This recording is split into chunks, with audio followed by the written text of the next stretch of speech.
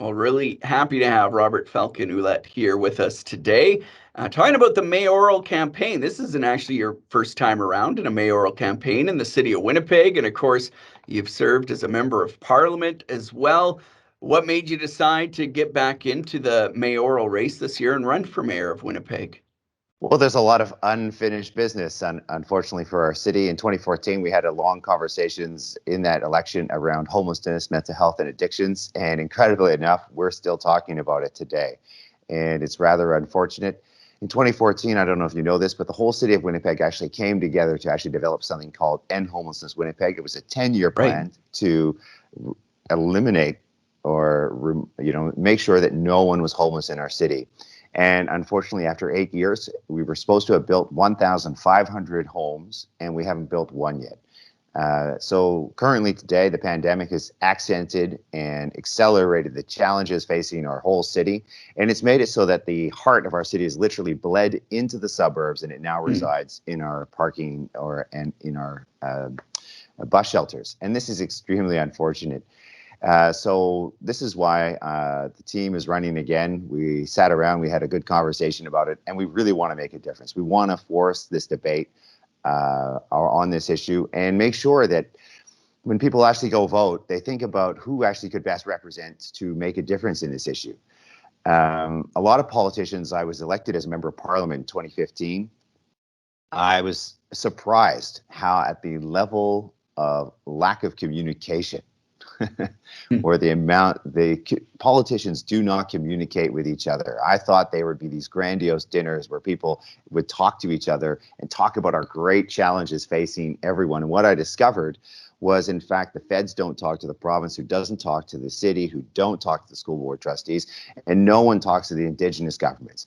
And no one really talks to the community organizations. And how do you address this issue if no one has any conversation? So what we require is a leader who's high enough in the totem pole to actually get everyone around the table, to have deep, profound conversation, say, yes, there is a plan. Let us follow the plan. What are you doing? What are you doing? And what are you doing? And then actually doing it. And it doesn't, I know it sounds rather simplistic, but that's incredible, isn't it? That it's such a simple thing, is building relationship, talking to each other, and doing so in a way it's not about, oh, you're blue and you're NDP and you're red and we don't like talking to each other, but actually working together for the betterment of our society.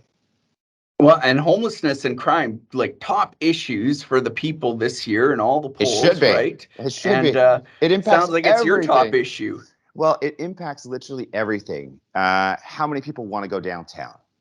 Yeah. Now, I know there are people that love downtown, but there are a lot of citizens that refuse to go downtown. How many people want to take the bus? The homelessness has impacted the bus. How much do we spend on policing, on firefighters, on paramedic services? If we, instead of spending all that money on all those emergency services, what if we could actually spend it on the things that were really important to the city?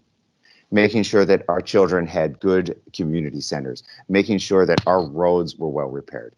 We spend so much money trying to, just manage this issue instead of actually dealing with it and providing housing. It's so much cheaper to provide housing. Think of the crime issue in our city. If someone's addicted to drugs, and I was just at the mental health conference yesterday in St. Boniface, we had a large one with all the organizations. Over 45 organizations got together and had a conference. What happens when someone has an addiction, and then they're functioning in life, they have their job, but it starts impacting a little bit their family life, and it gets a little worse, and they need to borrow some money from a friend, and then the friends don't want to lend any more money because they're not being paid back. So then they borrow from the bank. And then all of a sudden, they're stealing from work, and all of a sudden they lose their job, then they lose their family, and then they're out on the streets, and it takes over. And so then they have to steal and do all that petty crime, break into homes, break into our garages, steal those bikes, steal our mufflers from our car. All these things are occurring because we have not dealt with the homelessness and mental health and addictions issue in our city, and we need to take action. It's time for actual leadership. And here's my problem with a lot of other politicians. A lot of them, they're great people. They're really fine. But at the end of the day, they're going to do the things that with the crowds they associate with. And if you're from Charleswood, you're going to associate with a lot of people within Charleswood, and that's what you're going to think about eventually. You're going to think about their problems. You're going to think about the people who are in South St. Vital. What we need is an actual mayor who's a lived understanding of what it's like to actually deal with these issues day in and day out. And when I was a member of parliament in 2015, I was in that riding, downtown, living there among the people, talking to people who were homeless literally every day. I put my riding office right across from the 7-Eleven on Maryland, where people have been killed, because I wanted to be in the heart to make sure I never, ever forgot what's going on and why it's important. So how do you, like, where do we even start though? I mean, I look around, and like you said, it's spread everywhere. I live in a nice suburb, and me and my son, he's 3, we were walking home from the park 2 weeks ago, and a man experiencing meth psychosis started yelling at my son and threatening and coming after us, right? So we're in this nice suburb, and I'm not saying like, oh, save me in the suburbs. I'm saying this problem is so big, it's everywhere now. How do we even start to tackle it? So how do you propose that we start to Yeah. tackle this then? Like, how do we start building houses? Where is the money coming from? What do we do? Well, in 2019, I actually got $70 million for End Homelessness Winnipeg, because that's what they told me they needed. I was at the federal level, and I went to get that money. So there is money there. Also, we're going to be taxing those surface downtown parking lots to raise more funds to actually address some of these major priorities. We're not going to be going around trying to raise everyone's taxes, but we're going to go after the people that are holding up the development of our city. And so this is actually an overall vision of what we want to do for our city. And so then we are actually in a few hours, we're actually going to be doing a press conference releasing our plan for addictions. So we actually have a 3-pronged approach. One is obviously the treatment.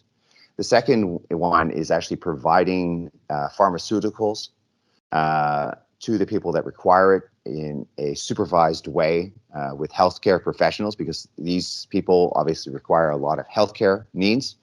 And we don't want people going around stealing to obtain and get their hit. We want to make sure that people can access healthcare and access treatment, detox, long-term recovery programs in a timely way, so we can get people off the streets. And finally, the last one is like a coaching service to make sure that someone who has recovered is then able to actually be successful, making sure that at 2:00 in the morning, when they're alone and they have no friends and they haven't really reconnected with their family, there's someone they can talk to.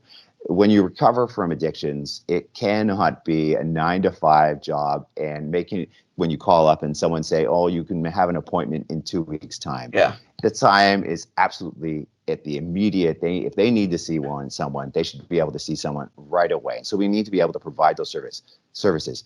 The issue that we're going to face, though, is the coordination between levels of government. Yes. So our problem, how are you going to improve those relationships then? I mean, I think the mayor and province didn't exactly get along right now, right? I know. I know. When I was the MP, I was obviously on one political party, but I was actually pretty good at working with all political parties. I got some unanimous consent in the House. I used to work quite closely on human trafficking task force with other Conservative MPs on this issue. I was on the 3-level government task force on meth and addictions in 2019. Unfortunately, I wasn't reelected, so I wasn't able to continue that work, and it seems that some of the work that should have been completed wasn't done by the others. So, I'd love to be able to get back to doing that and getting people around the table again, because I think if we work together, we can actually do this. Now, if the other levels of government don't want to work with us for whatever reason, then we actually have to keep moving forward. At some point, someone's got to make a decision and say enough is enough, and we've got to go for it. Because if we wait around, we may never ever come to a solution. And people are interested and they want to finally deal with it. And we can actually build a beautiful city. This is the incredible thing. This is an opportunity to have a city where you can walk around downtown with your son, with your children, and shouldn't be afraid, where you can take the bus. I will not take my kids on the bus right now. No way. Well, incredibly enough, I actually want to make it free for families, children 18 and under to take the bus. But we also have a plan to actually make the buses safe, affordable, convenient, and clean. So this is part of our transit plan to reduce fares to $1 for everyone, because we understand a lot of people are really hurting. It's going to cost $12 million, but ridership has decreased from 64 million in 1984 all the way down to $31 million today, or 31 million rides today. And so what we want to do is try and drive up ridership to make that money back, but also putting in place a security force on the buses to make sure that this is dealt with in a timely way, and also making sure that we have make the supervisors of transit peace officers so they can also deal with this issue. A dedicated security force for the buses, because it's crazy to think that our bus drivers are actually afraid to be on the buses. Imagine you're a passenger, you have a problem, you want to go see the person who's in the uniform, they're hiding behind a shield. Now, we understand that these are major security issues, so we have to find every available means to actually have a zero tolerance policy towards any violence or harassment that goes on the bus, and we will ban individuals from getting on the bus. We want to make sure that these buses are safe, secure, affordable, convenient, and clean. Make sure they're actually clean. Don't want to sit down on a dirty bus. Do you imagine if you're getting a security force for the bus, like, will the police be open to that? How are you going to work with the police on those kind of issues as well? A lot of times the police haven't been responding, or not in very quickly to a lot of requests from the bus drivers. That's a complaint from many bus drivers in the transit union. And so I've sat down with the transit union, had good conversations with them. At the end of the day, I'm going to be speaking with the chief of police, if elected mayor, to make sure that that we actually, that they do respond in a timely way. I was in the military for 27 years. One of the principles when I was in the Royal Canadian Regiment out in Gagetown, and I was training with them, was never pass a fault. And so this is pervaded, or is in part of my whole ethos of life, or the way I think about things, is you see an error or a mistake, you need to address it right away. You can't say, well, maybe tomorrow, maybe the next day, maybe someone else can deal with it. Right now, zero tolerance. We're going to address it, and then that bus will not move until that individual has been removed and has been banned from the bus. And then the bus will continue on safely and securely. The bus will continue on swerving through potholes, though. How do you plan to address I think this has probably been an election issue since they built the first road in Winnipeg, but this spring, especially bad roads in the city highlighted. Any plans for the road infrastructure in the city? Yeah, of course. Well, we want to continue putting monies into the roads. We want to make sure that there's a continual investments. This is a tough issue. When I was the MP, people wanted more money. So, I was on the finance committee. I have experience at the federal level working on federal budgets, making sure that we adequately fund a lot of civic infrastructure. And we were able to get record amounts of federal dollars to the city. The issue that we face actually in the province of Manitoba is that sometimes the province is not matched dollar for dollar, the feds with the city. So the dollars have not flowed to Manitoba. So that there have been billions of dollars that have sat in Ottawa because the province will not spend that money, will not match dollar for dollar, while other provinces do. That's a loss of jobs, and it's not good for our infrastructure. So hopefully we can work together in a new collaborative environment where we can do this. And I'm willing to give people wins. I don't even need to speak at a press conference. The Premier can speak, the MLAs can speak. They can stand up and take kudos for it. At the end of the day, what we need are good roads that are well thought out. I want good urban planning. I think we can have a beautiful city. We shouldn't be known as a city which is Garbage Hill. We became known for that, and it was terrible, absolutely terrible.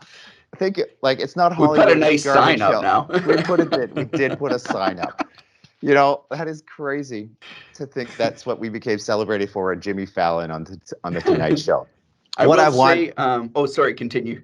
No, what I would love to have actually for our city is instead of our children moving away to Vancouver and Toronto and Montreal, having young people from Montreal, Calgary, Vancouver, Toronto moving to Winnipeg because it's the best place in the country, where it's affordable, where it's a beautiful city, where there is no homelessness. Yeah, maybe we'll still have a few potholes. Can't guarantee we'll get rid of the potholes because they always seem to come up. But where we actually address some of the root issues of what's plaguing our city, and building a city where we're actually rubbing shoulders together. And here's the thing: a lot of these issues, they intersect one commonality, and people don't want to talk about it. There are 75% of the homeless are First Nations and Indigenous. Yeah. Yeah, disproportionate, right? Highly. Yeah. Well, I think maybe it's time for the city of Winnipeg to consider electing a First Nations mayor to take a chance. I know I was in the military for 27 years. I have a PhD, 2 master's degree. I was homeless as a child. I know what it's like to be on the bottom of society. I know what it's like to be hungry, but I also know what it's like to succeed, and I can walk in 2 worlds. And I think the city would be well served by electing a First Nations mayor for the very first time in Canadian history, making history together, but also it would chart a different course for our city because it would send a different message to a lot more people, to young people. And it would also allow the mayor's office, the civic leadership, to have some difficult conversations with Indigenous governments, the federal government, provincial government, over what needs to be occurring. Because we cannot do this on our own. We have been traping around this whole issue, and we can't really say what's going on because we're afraid. And I think these difficult conversations need to happen in our city. I'm going to make the case to the people who are listening from Classic and the CHVN that this is one of the central issues of this campaign that no one wants to talk about. And it's not going to be a little program here or a little program here. It's going to be an issue that actually, if you address some of the things I've been talking about for the last few minutes, if you address them, it's going to improve everyone's life. It doesn't matter if you're from India or China or from Europe or you're Indigenous from here or from Africa. This will improve everyone's life in our city. And that's what's important. We can all benefit. Tell us where we can find you online, find out more about your platform, and get connected with you if we want to know more. Yeah. If you want to find more information, I have a piece of paper in my car where I have some information written down. You could just find me at like some Tim Hortons and things like that. So, maybe you'll see my car driving around or something like. No, seriously. But I do have a website. You can get it, robertfalcon.ca. You could Google me. TikTok, if you're young people. Nice. Facebook, Or trying to be Instagram, young. YouTube. Yeah. Well, I'm getting some good. I've changed up the way I'm doing it on TikTok, and it's working pretty good. But I'd encourage I'd encourage people to go out and vote. Vote once. Help out, volunteer, help out with campaigns. Politics is so important because if people don't do politics, our society will die, and we will not have a good debate surrounding ideas. And go listen to a lot of the candidates, but I'm going to make the case that it's time to maybe try someone who is, a little bit different, but who might give you a much better result in the end. And I can tell you this, I was told by an elder, and I live by this, and I've lived by this always. My word is my honor, and my word is the people. And the people of Winnipeg are my people. Hey. Dr. Robert-Falcon Ouellette, thank you so much for joining us today. Thanks very much.